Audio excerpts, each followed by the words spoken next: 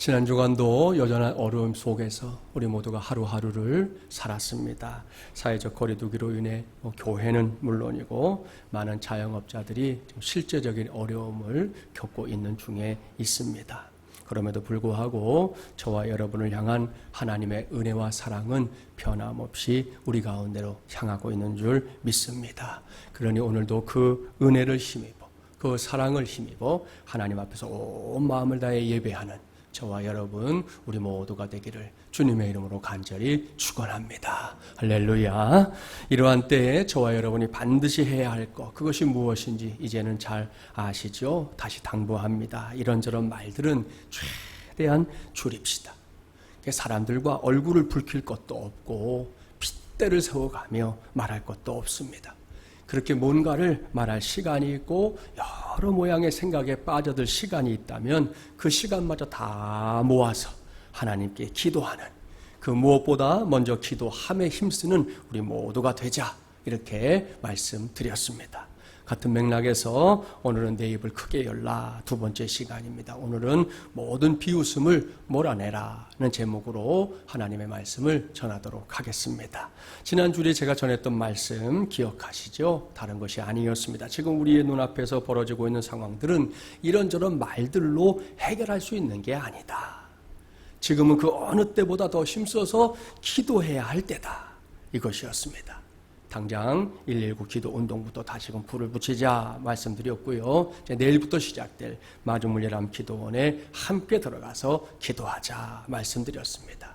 특별히 저도 또 여러분도 기도할 때 불필요한 체면 치레에 빠지지 말고 아픈 것은 아프다고, 힘든 것은 힘들다고, 정말 이건 하나님의 도우심이 필요하다 여겨지는 것은 하나님의 도움이 꼭 필요합니다. 그렇게 그야말로 있는 모습 그대로 입을 크게 열어서 넓게 열어서 기도하자 말씀을 전했습니다. 그리할 때 하나님께서 어찌하실지 분명한 이 어조로 약속해 주셨지요. 내 입을 크게 열라, 내 입을 넓게 열라. 그리하면 내가 그 입을 가득히 채워주리라, 반드시 채워주리라. 아멘. 할렐루야. 그렇습니다. 여러분, 우리는 이 말씀을 붙잡아야 할 사람들입니다. 이 말씀을 꼭 내게 주시는 말씀으로 받기를 바랍니다. 그래야 할 때 저와 여러분 모두가 이 말씀의 주인공이 될 줄 믿습니다. 오늘도 같은 맥락에서 하나님의 말씀을 살피려 하는데요. 이를 위해 하나님께서 우리에게 주신 말씀, 신약성경 마태복음 9장 18절 이하의 말씀입니다. 이 말씀은 이미 여러분이 잘 아는 말씀이에요. 본문 18절 19절 함께 봉독해 볼까요?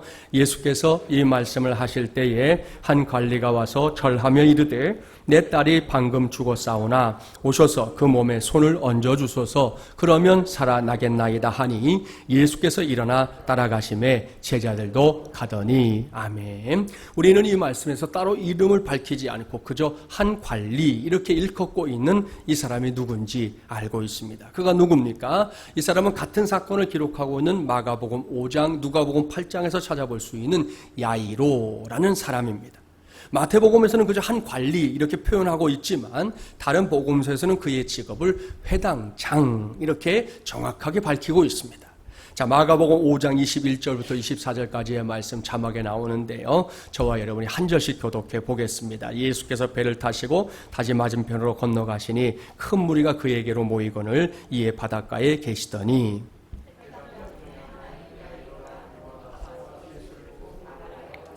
간곡히 구하여 이르되 내 어린 딸이 죽게 되었사오니 오셔서 그 위에 손을 얹으사 그로 구원을 받아 살게 하소서 하거늘.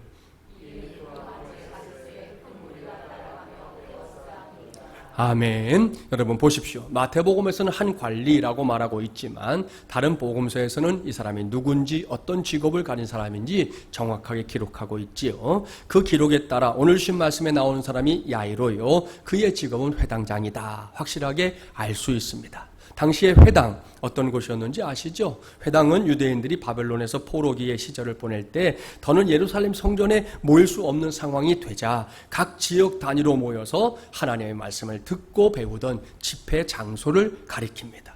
이렇게 시작됐던 회당이 예수님의 시대에는 이미 유대사회 전체에서 없어서는 안 될 중요한 장소로 자리매김하고 있었는데요. 야이로는 이러한 회당의 모든 업무를 총괄하는 회당장이었다 하는 겁니다.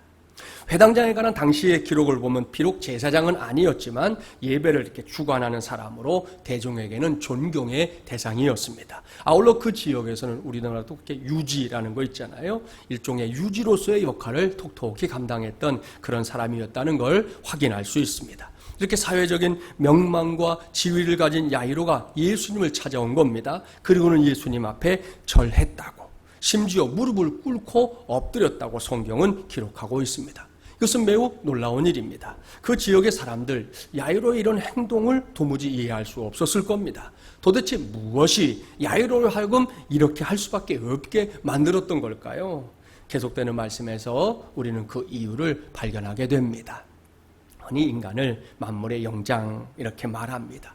그래서 인간은 마치 이 세상의 모든 것을 다 좌지우지할 수 있는 존재인 것처럼 스스로 착각하며 살 때가 많습니다.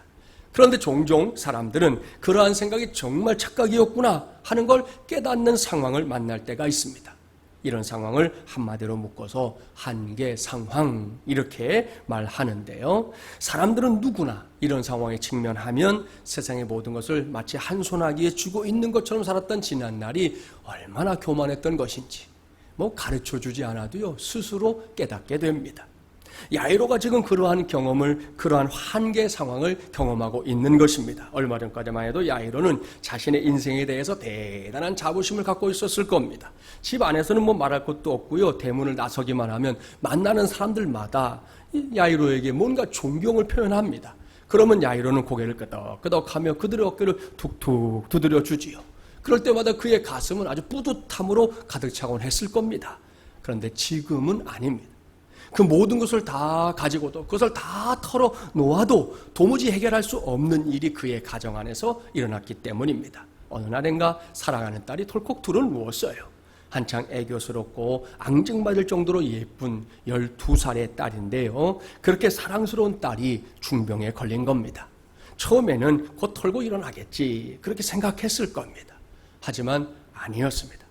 딸의 상태가 나날이 심해졌습니다. 나중에는 사경을 헤매는 딸을 보면서 야이로의 마음 찢어질 듯 아팠습니다. 동네방네 수소문해서 유명하다고 하는 명의들 데리고 와 봤습니다. 소용이 없는 거예요. 효험이 있다는 약이란 약 다 구해서 먹여봤습니다. 부질없는 일이었습니다. 가쁘게 숨을 몰아쉬는 딸을 보면서 야이로는 아마도 이런 생각에 빠져 있었을 거예요. 지금 내가 저 아이를 위해 해줄 수 있는 것이 도대체 뭘까? 내 딸을 위해 내가 해줄 수 있는 것이 이렇게 아무것도 없단 말인가? 야이로는 낙심했습니다. 딸의 죽음이라는 이 한계 상황 앞에서 그는 깊은 허탈감에 몸부림을 쳐야 했습니다. 그때 마을 전체가 술렁이는 소식이 들려옵니다. 그동안 소문으로만 듣던 나사렛 출신의 청년 예수가 가버나움에 들어왔다 하는 소식이었습니다. 다른 복음서와는 달리 마태복음에서는 이미 그 딸이 죽어버린 이후에 야이로가 예수님을 찾아왔다 기록하고 있는데요. 그렇게 모든 것을 다 포기할 수밖에 없는 상황이었을 때 바로 그때 불현듯 야이로의 가슴이 뜨겁게 타올랐던 거예요. 유대 땅을 다 돌아다니며 하나님의 말씀을 선포하고 기사와 이적을 행하던 그 청년 예수라면 내 딸을 살려줄 수 있을 것이다 하는 생각이 그의 가슴을 막 달아오르게 했던 것이죠. 야이로는 예수님이 계신 곳을 수소문했습니다. 그리고는 냅다 달려와서 예수님의 발 앞에 무릎을 꿇은 것입니다. 그는 사회적인 지위, 명성, 체면 따위 다 집어던졌습니다. 오직 예수님만이 자신의 죽은 딸을 살려주실 수 있다는 믿음, 그거 하나만 꽉 붙잡고 그곳에 그렇게 앉아 있었습니다. 예수님은 딸의 죽음 때문에 몸부림치고 있는 야이로를 긍휼히 여겨주셨어요. 야이로가 모든 걸 내려놓고 오로지 딸을 살리고 싶어하는 그 마음, 예수님께서 100% 이해하셨던 겁니다. 오늘 성경 보세요. 예수님이 이런 방구 묻지도 않아요. 이러고 저러고 말씀도 안 하시고 얼른 야이로를 앞세워서 그의 집을 향해 가시는 것을 확인할 수 있습니다. 그 다음에 벌어진 일을 기록하고 있는 본문 20절부터 22절까지의 말씀은 우리가 잘 아는 혈루증 여인에 관한 말씀입니다. 우리는 이 여인이 예수님의 이 겉옷자락을 만지기만 해도 자신의 병이 나을 것이다, 이렇게 아주 가녀린 믿음 하나로 그 병이 고쳐지는 기적을 체험한 여인이라는 걸 알고 있습니다. 따라서 이 일은 여인의 입장에서 볼 때 대단히 그리고 분명히 놀랍고 복스러운 일입니다. 저와 여러분이 혹은 우리의 가족 중에 누군가가 이 여인과 같은 체험을 했다면 과연 가만히 입 다물고 있을까요? 아닙니다. 그렇지 않을 겁니다. 하나님께 영광 돌리는 건 말할 것도 없고요. 동네방네 뛰어다니면서 자신에게 일어난 기적을 간증하고 다녔을 거예요. 틀림없습니다. 그러나 여기서 우리가 잊지 말아야 할 사실 한 가지가 있죠. 그것은 이 혈루증 여인의 이 기적을 체험한 사건, 이 사건이 독립적으로 기록된 사건이 아니다 하는 겁니다. 여기서 우리는 야이로라는 사람이 죽은 딸을 살리기 위해 촌음을 다투고 있는 중이라는 사실을 분명히 기억해야 합니다. 이러한 사실과 혈루증 여인의 일을 연관시켜 보세요. 매우 곤란한 상황이 벌어집니다. 왠지 아시죠? 다시 말씀드리지만 이 일이 혈루증 여인에게는 매우 복된 일이었다. 100% 맞는 말이에요. 그러면 야이로에게는요? 그 여인 때문에 보낸 시간, 너무나도 아까운 시간일 뿐입니다. 생각해 보세요. 죽은 딸을 한시라도 빨리 살려내야 하는 상황과 혈루증 여인의 상황, 이게 서로 비교할 만한 일이냐는 거예요. 아닙니다. 물론 혈루증 여인의 처지도 안타깝지요. 맞습니다.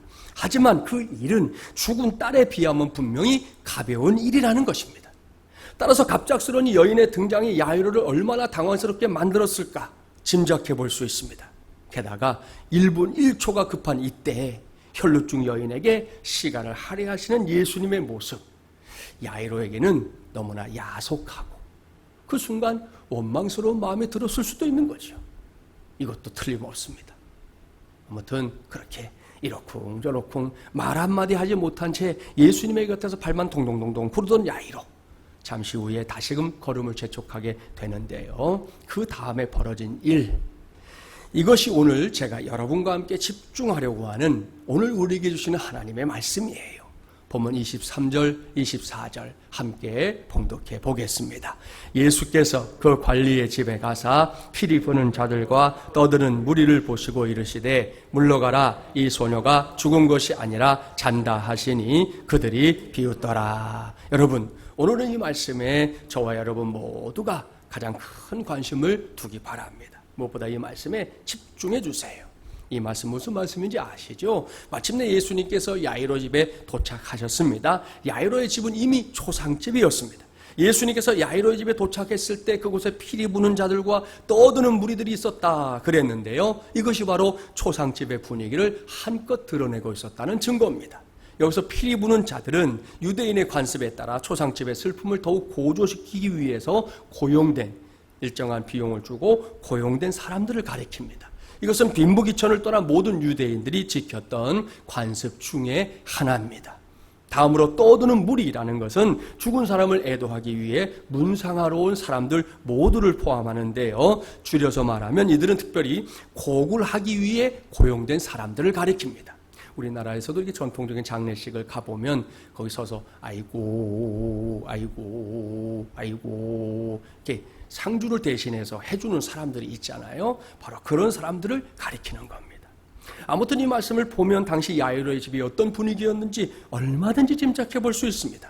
우리나라에서 장례를 치를 때 흔하게 볼 수 있는 그런 광경이 지금 야이로의 집 안에서 그대로 연출되고 있었던 겁니다. 그렇게 복잡하고 소란스러운 와중에 예수님께서 야이로의 집안에 이렇게 들어서신 건데요. 그때 예수님 야이로의 집에 발을 들여놓자마자 이렇게 말씀하셨습니다. 물러가라, 이 소녀가 죽은 것이 아니라 잔다. 사랑하는 마주물려란 가족 여러분, 이것이 우리 주님 예수님의 말씀입니다. 이것이 야이로의 딸이 죽은 상황에서 예수님께서 선포하신 말씀입니다. 이 말씀은 분명히 둘 중에 하나입니다. 이 말씀이 사실이라면 그것은 예수님께서 세상의 모든 사람들이 공통적으로 두려워하는, 요즘 코로나19가 그렇잖아요. 사람들에게 두려움을 주고 있잖아요. 그 죽음의 문제조차 해결할 수 있는 분이다, 이걸 선언하는 겁니다. 반면에 거짓이라면 이런 말을 입 밖에 내는 것 자체가 사람들을 우롱하는 것이죠. 그야말로 아무짝에도 쓸모없는 무식해서 용감한 자의 만용에 불과한 것입니다. 그렇다면 예수님께서 이때 이렇게 말씀하신 것은 이 둘 중에서 어떤 이유에서일까요? 여기서 여러분의 대답을 듣기 전에 본문 말씀에 등장하는 사람들이 예수님의 말씀에 어떻게 반응했는지 그것부터 살펴보려고 합니다. 야이로의 집에 발을 들여놓으신 예수님, 이미 죽은 야이로의 딸을 놓고 자는 것이다, 이렇게 말씀하셨는데요. 그때 그 자리에 있었던 사람들의 반응을 보자는 겁니다. 그들이 어떻게 하고 있습니까? 성경은 이 점에 대해서 아주 명백하게 기록하고 있습니다. 그들이 비웃더라. 그들이 비웃더라. 여러분, 이것이 야이로의 집에 와서 야이로 내외를 위로하며 문상하고 있는 이들의 반응이었습니다. 그들 모두가 예수님의 말씀을 듣더니 어떻게 했다고요? 비웃었다는 겁니다. 자, 비웃다, 이게 무슨 말인지 뭐 다 아시잖아요. 이 단어는 우리가 좋아하는 웃다와는 전혀 다른 단어입니다. 우리가 흔히 스마일이라고 표현하는 것은 언제든 어디서든 상대방에게 아주 좋은 이미지를 주는 사람의 표정을 이렇게 상징화한 거잖아요. 특히 요즘은 웃음이 곧 성공의 길이다, 이런 등식이 성립될 정도로 리더십 강연장이나 대인관계의 기술에 있어서 뭔가를 강의하는 곳에 가보면 웃음이 갖고 있는 가치가 얼마나 중요한지를 강조하는 이야기 자주 들을 수 있습니다. 그렇다면 비웃음은요, 이것은 모든 대인관계에 있어서 매우 부정적인 요소 가운데 하나로 꼽힙니다. 비웃음이라고 하는 이 단어의 사전적인 정의 알고 있습니까? 이런 거예요. 어떤 사람 또는 그의 행동이 터무니없거나 어처구니 없다고 여겨 얕잡거나 업신여기다, 또는 그런 태도로 웃다, 이렇게 사전에 설명하고 있습니다. 이러한 사람의 마음을 표현하는 것 중에 하나가 바로 이 사람의 표정 아닙니까? 폴 에크먼이라는 사람이 쓴 얼굴의 심리학이라는 책을 보면 이 사람이 자기의 딸의 얼굴을 가지고 여러 가지 감정을 표현한 사진을 책 안에 실어 놓았습니다. 한번 볼게요. 자기 딸을 놓고 사진을 찍은 거예요. 여러 가지 표정들이 있죠. 자, 이 중에서 비웃음, 어떤 표정일까요? 바로 이것입니다. 언뜻 보면 스마일인 것 같지만 잘 보면 우리에게 편안함을 주는 그런 스마일이 아니에요. 그야말로 어딘가 이렇게 살짝 꼬인 듯한, 그렇죠? 꼬인 듯한 스마일. 입꼬리 한쪽에 살짝 올라가 있죠? 자, 이게 사람이 누군가를 비웃을 때 짓는 표정이라는 겁니다. 오늘 주신 말씀을 보세요. 조금 전에 직접 봉독했던 말씀 말입니다. 야이로의 딸을 살리기 위해 그의 집으로 달려오신 예수님을 먼저 와 있었던 사람들이 저런 표정으로 비웃었다는 겁니다. 이 말씀을 헬라어 성경으로 보면 카테켈론이라고 하는 단어가 사용되는데요. 이것은 단 한 번의 조소가 아니라 계속해서, 반복해서 치근거리며 경멸하는 태도를 가리킵니다. 한번 흥 하고 지나간 게 아니에요. 예수님이 그 말씀을 하시자마자 여기저기서 사람들이 삼삼오오 모여가지고는 정신 나간 소리 하고 있네, 지금 뭔 소리를 하는 거야, 아니 남의 장례식장에 와서 무슨 소리 하자는 거야, 이러면서 계속해서 요즘 흔히 하는 말로 잘근잘근 예수님이 하신 말씀을 씹어댔다, 이런 말입니다. 그러니까 사람의 기분이 정말 잡치는 그런 태도 아니겠습니까? 바로 그때 예수님께서 어떻게 하셨는지를 보겠습니다.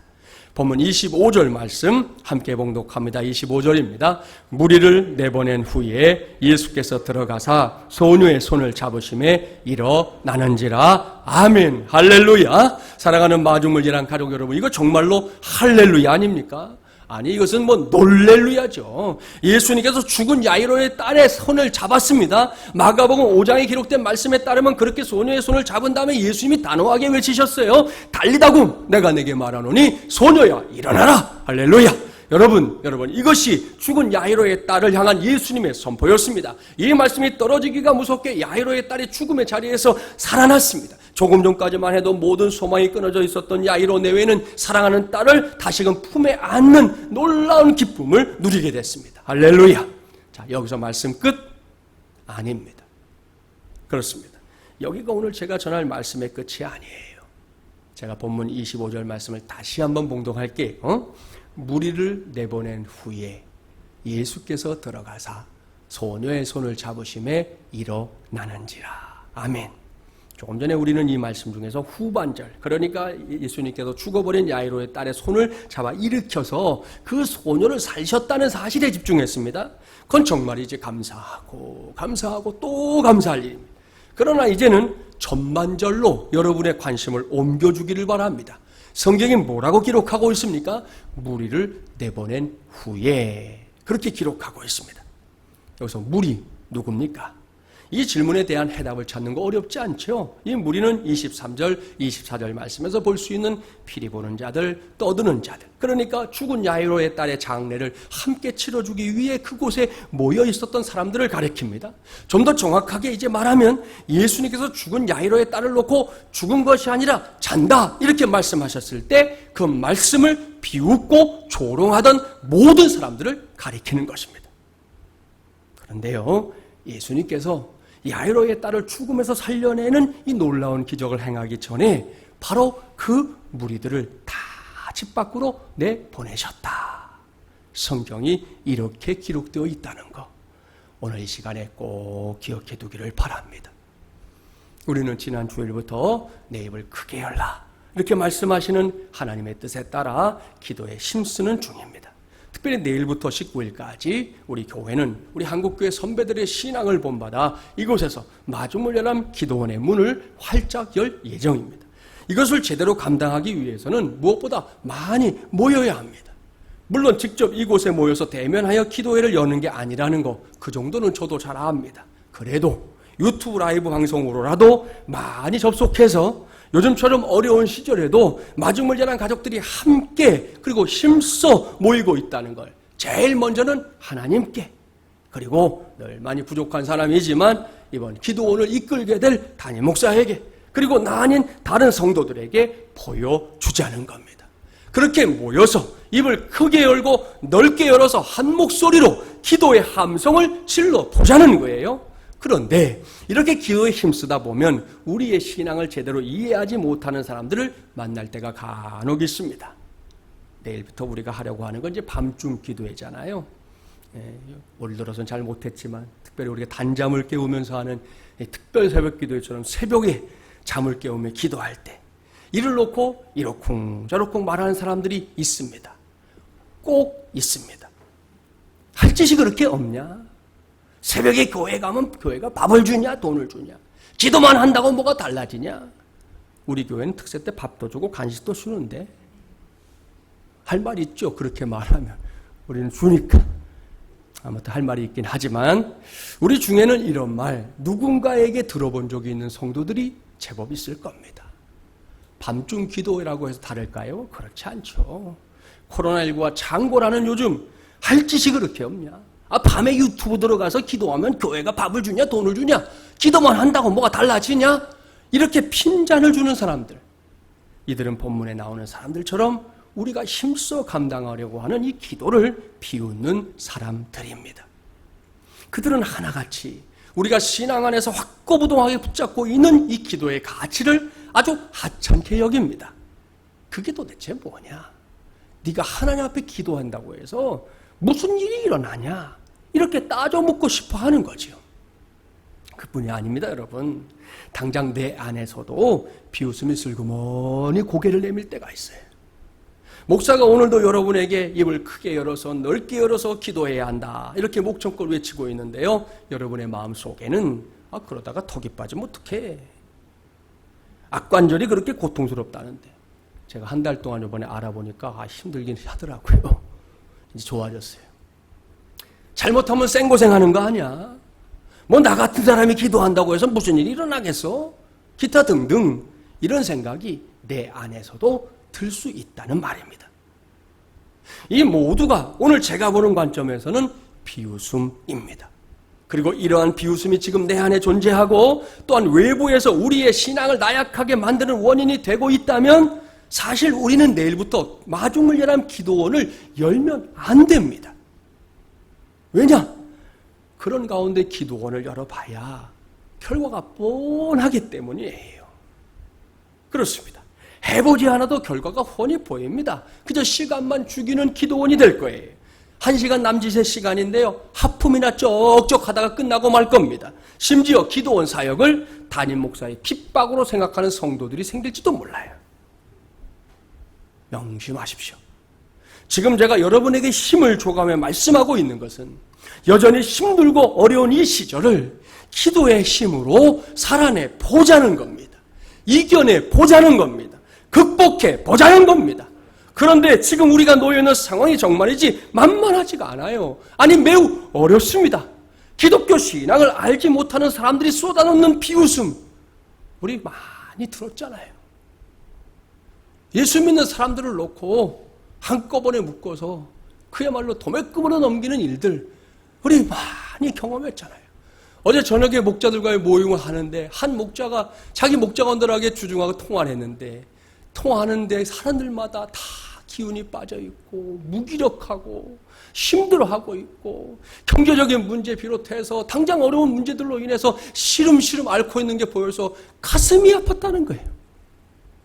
지금 우리가 사는 세상이 우리를 가만두질 않잖아요.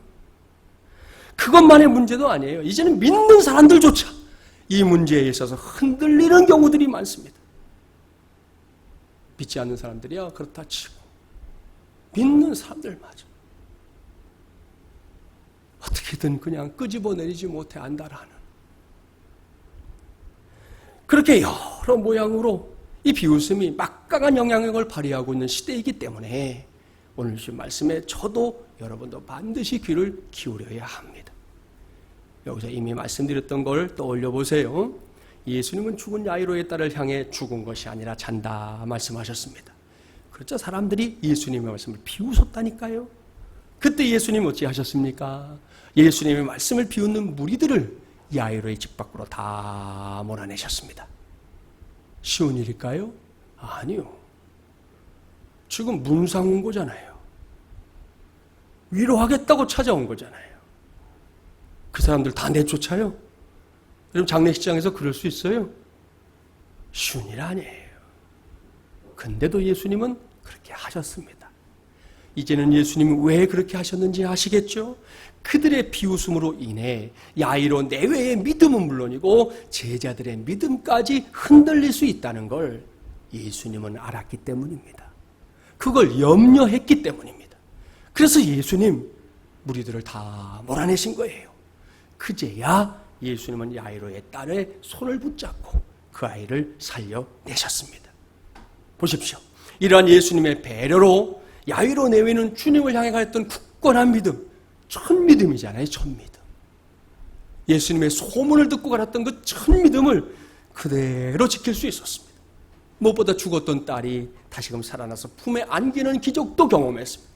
제자들 역시 예수님께서 하나님의 아들이신 게 틀림없구나 하는 사실을 다시금 확인할 수 있었던 것입니다. 사랑하는 마주물 예람 가족 여러분, 이제는 저와 여러분의 차례입니다. 당장 내일부터 시작되는 마주물 예람 기도원, 그 기도원에 들어가기를 준비하는 여러분의 마음, 지금 어떤 마음입니까? 그저 시키니까 하려 하는 겁니까? 그렇다면 그건 매우 불행한 일이에요. 당장 그 마음 고쳐먹기를 바랍니다. 마주물 예람 기도원을 기대해 주십시오. 기도원 사역을 통해 하나님께서 나를 위해 어떤 일을 행하실 것인지 믿음의 호기심을 갖고 이 기도원에 참여하시라는 말입니다. 그런데 그 과정에서 우리의 믿음을 비웃는 사람들이 저와 여러분 앞에 얼마든지 나타날 수 있다니까요. 그들은 저와 여러분을 향해 그렇게 기도해 봐야 아무런 일도 일어나지 않아. 니까지 있게 기도한다고 해서 뭐가 달라질 줄 알아? 일찌감치 냉수 먹고 속 차려. 이렇게 비웃을지 모릅니다. 때로는 저와 여러분 안에서도 그러한 비웃음이 스스로 고개를 쳐들 수도 있다니까요. 그렇기 때문에 이 시간에 제가 담임 목사로서 아주 단호한 어조로 오늘 주신 말씀의 제목으로 여러분에게 신신당부하겠습니다. 모든 비웃음을 몰아내라. 모든 비웃음을 당장 몰아내라. 바로 이것입니다. 옳습니다. 저와 여러분 안에서 그리고 우리의 외부에서 다가오는 모든 비웃음 확실하게 몰아내야 합니다. 그것도 지금 당장 몰아내야 합니다. 그럴 때 우리 모두가 이번 기도원 사역을 통해 놀라운 응답을, 기적과도 같은 응답을 체험하게 될 줄 믿습니다. 왜 지금 당장 그래야 하는지 압니까? 그 이유를 제가 준비한 자료를 통해서 잠깐 설명해 볼게요. 나와 있죠? 우리의 안팎에서 비웃음을 몰아내지 않고 방치하면 어떻게 될까요? 한 사자의 삶을 통해 확인해 보겠습니다. 자, 그 다음 거 볼게요. 사자하고 개가 같이 있는데 사자가 아직 어린 사자잖아요. 그러니까 개가 막 이렇게 무니까 그래 참자, 조금만 크고 보자 이렇게 마음 먹었어요. 좀 컸어요. 근데 좀 더 큰 놈이 또 와서 물잖아요. 그래 아직 내가 작잖아, 참자 참어. 참으린 짜 3번이면 살인도 면한다는데 더 컸어요. 이제는 작은 놈이 와서 치는데도 이런 큰일이야. 너무 익숙해졌어. 그렇게 생각하게 있다는 거죠. 자, 보셨죠? 제가 여기서 여러분에게 말씀드리고 싶어 하는 건 무엇입니까? 다른 게 아닙니다. 저와 여러분이 믿음의 일을 행하면서 하나님의 일을 감당하면서 특별히 이번에는 이제 기도원 사역을 감당하면서 그 일에 대한 비웃음을 대수롭지 않게 여겨서 뭐 나몰라라 하거나 혹은 아주 조금이라도 살짝 허용한다면 결국 우리는 저 사자와 다를 바 없는 존재가 될 거라는 거예요. 아닐 것 같죠? 적어도 나는 그렇게 되는 일이 없을 거야. 이렇게 생각합니까? 틀렸습니다. 제가 장담하는데요. 이 문제에 있어서만큼은 용 빼는 재주를 가진 사람 단 한 사람도 없습니다. 목사도 마찬가지입니다. 그럼 아실걸요? 자꾸 그런 소리를 들으면 처음엔 내가 아니야, 그런 거 아니야 생각했다가도 거기에 마음을 빼앗기게 돼 있어요. 이게 말이라고 하는 게 갖고 있는 능력이에요, 이게. 그래서 우리가 가능한 성경도 당부하지만 은혜로운 말을 해라 그러는 거예요. 자꾸 그런 말을 하고 들으면 그게 나를 자꾸 바꿔 놓는다니까요. 이게 당해낼 장사가 없어요. 예수님은 그걸 알고 있었습니다. 따라서 예수님의 말씀은 비웃는 무리들을 그 자리에 그냥 둘 수가 없었던 거죠. 예수님은 서둘러서 무리들을 집 밖으로 내몰았습니다. 그런 다음에야 야이로 내외와 제자들이 주님이 행하시는 놀라운 기적을 목격할 수 있었고요. 그 기적의 주인공들이 된 겁니다. 사랑하는 여러분, 이번 주간은 말할 것도 없고요. 전무후무한 2020년 가을을 살아가면서 저는 여러분과 함께 다른 그 무엇이 아닌 이 기도에 힘쓰려고 합니다. 그 과정을 통해 저와 여러분 모두가 성경에 기록된 바로 그 기적의 목격자들이 되기를, 바로 그 기적의 주인공들이 되기를 주님의 이름으로 축복합니다. 그저 입술로 아멘만 하지 마시고요. 오늘부터 아니 지금 당장 할 일 말씀드렸죠? 모든 비웃음 몰아내기를 바랍니다. 외부적인 비웃음으로 저와 여러분을 지치게 하는 사람들이 있다면, 그 있죠, 주변에. 없으면 괜찮은데 그런 사람이 있다면 여러분 기도하는 기간 동안만이라도 그들과의 만남을 좀 멈추세요. 조금 피하시는 게 좋아요. 앉기만 하면 그런 이야기를 해대는 사람은 절대로 나의 기도 생활에 도움이 되지 않아요. 그 사람과의 관계를 끊으라는 건 아니고 이 기간 동안만큼은 조금 멀리 하는 것도 좋다는 것입니다. 혹 저와 여러분 안에서 일어나는 비웃음이 있습니까? 그때는 주저하지 말고 우리에게 주신 예수 그리스도의 이름으로 선포하면 됩니다. 아니야! 예수 그리스도의 이름으로 명하노니 기도원 사역을 앞두고 내 안에서 일어나는 모든 비웃음은 지금 당장 물러갈지어다, 사라질지어다, 떠날지어다. 할렐루야. 민수기 14장 28절 말씀 잘 아시죠? 너희 말이 내 귀에 들린 대로 내가 너희에게 행하리라 말씀하셨습니다. 전능하시고 자비로우신 하나님, 우리 하나님 아버지의 말씀대로 우리 하나님도 역사하실 줄 믿습니다. 말씀을 마무리하겠습니다. 2020년 가을을 기도하면서 살아갈 때 모든 비웃음을 몰아내라. 이 말씀 명심하기를 바랍니다. 무엇보다 내일부터 시작되는 마중을 열한 기도원의 사역이 모든 비웃음을 물리쳐낸 저와 여러분을 통해 그야말로 위대한 기도가 하늘을 향해 올려지고 놀라운 응답이 우리의 눈앞에 나타나는 하늘의 복과 땅의 복이 위와 아래에서 부어지는 은혜로 충만한 기도원 사역이 되기를 주님의 이름으로 간절히 축원합니다.